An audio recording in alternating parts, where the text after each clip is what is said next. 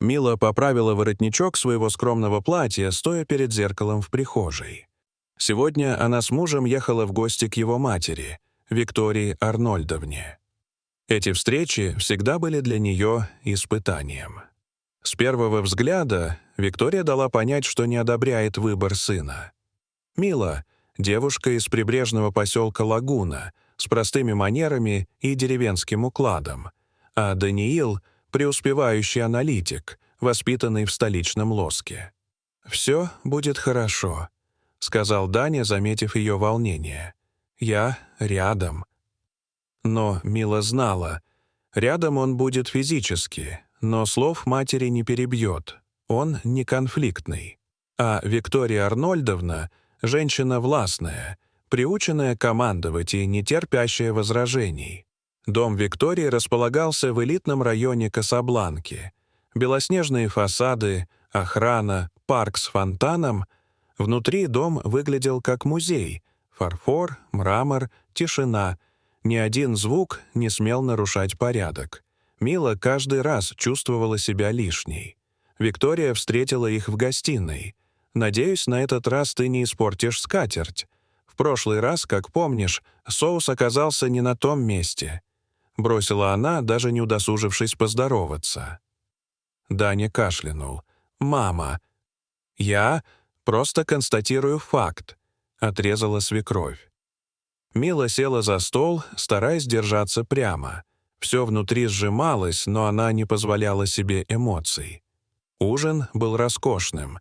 Несколько перемен блюд, кристальная посуда, но еда казалась безвкусной. Когда подали десерт, Виктория повернулась к Миле. «Скажи, а твоя мама еще живет в своей, как ты ее называешь, лагуне? Все еще коров доит?» Мила посмотрела на нее спокойно. «Мама руководит фермерским хозяйством. У нас там теплицы, переработка, поставки. Фермерское хозяйство», — усмехнулась Виктория. «Как громко сказано. Двор и 5 грядок». «Мы сотрудничаем с ресторанами Касабланки», — добавила Мила. «Правда? Ну, раз она такая трудолюбивая, пусть приедет. У меня как раз заболела помощница. Кто-то должен мыть полы. Пусть подзаработает». Издевалась Виктория. Мила замерла. На секунду показалось, что она ослышалась. Даня застыл, не веря своим ушам. Виктория спокойно потягивала чай. Слезы подступили к глазам, но Мила вытерла их и ровно ответила: «Хорошо, я ей позвоню». Молчание за столом стало гробовым. Даня попытался разрядить обстановку, но все понимали, граница пройдена. Вечером уже дома Мила сидела в темноте. Она не плакала, просто молчала. «Прости», — тихо сказал Даня. «Я не ожидал такого». «А чего ты ожидал?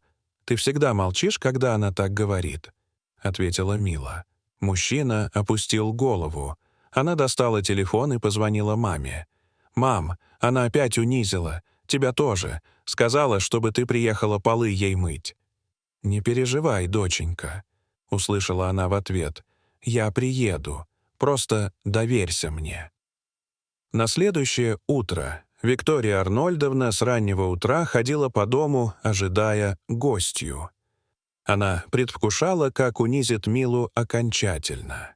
Ее мать, как она себе представляла, должна быть забитой женщиной в старом пальто и с платком на голове. Звонок в дверь. Открыв, Виктория на мгновение лишилась дара речи. На пороге стояла элегантная женщина в дорогом костюме с модной сумкой, идеально уложенными волосами и уверенным взглядом. «Доброе утро. Я Тереза Германовна, мать Милы.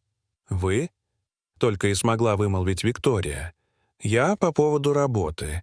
Вы ведь предлагали мне место уборщицы», — продолжила Тереза. В гостиной собрались все — Мила, Даня, Виктория. Обстановка была натянута до предела. Тереза прошла в комнату, осмотрелась и сказала: «У вас красиво, просторно, хотя слишком холодно. В Лагуне мы любим тепло». Виктория пыталась сохранить лицо. Я, возможно, немного погорячилась. Это была шутка. «Унизительная», — спокойно сказала Тереза. «Я не стану вас воспитывать. Но дочь я защищу». Мила сидела, не произнося ни слова, впервые наблюдая за тем, как кто-то говорит с ее свекровью на равных. Даня слушал, опустив взгляд. «Вы считаете, что происхождение это главное. Но я скажу вам, моя дочь воспитана в любви и труде. Она достойна уважения. И если вы этого не видите, это ваша проблема. И да, если вам и вправду нужна помощь по дому, мы можем направить специалиста. Опытная женщина, очень аккуратная. Часовая ставка $40, сказала Тереза. Виктория не знала, что ответить. Она впервые в жизни чувствовала себя неловко в собственном доме. Когда Тереза ушла вместе с ней, казалось, ушло все высокомерие. Мила и Даня остались в тишине. Он подошел к жене. «Я горжусь тобой и твоей мамой. Прости меня за то, что раньше молчал». Мила только кивнула. Впервые за долгое время она чувствовала себя сильной. Прошло несколько дней. Мила решила взять несколько выходных и съездить в лагуну. Она давно не была дома, а после последнего ужина особенно тянула туда. Воздух в лагуне пах свежестью и свободой. Мама встретила ее с объятиями и горячим пирогом. «Дочка, у тебя глаза другие стали, уверенные, взрослые. Просто я устала прятаться. Я поняла, что имею право быть собой», — ответила Мила. В этот вечер они долго сидели на веранде. Мила рассказывала про город, про Даниила, про обстановку в семье. Тереза слушала, иногда задавая вопросы. Потом вдруг сказала: «А ты знаешь, почему я приехала тогда к Виктории Арнольдовне?»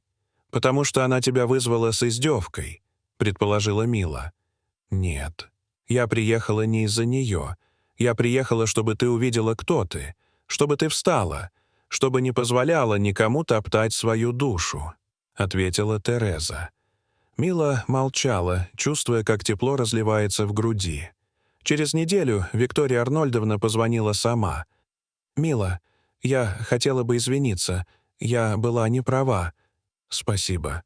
Коротко ответила Мила. Спустя еще месяц Виктория приехала в лагуну. Она ожидала увидеть деревню, как из старых фильмов.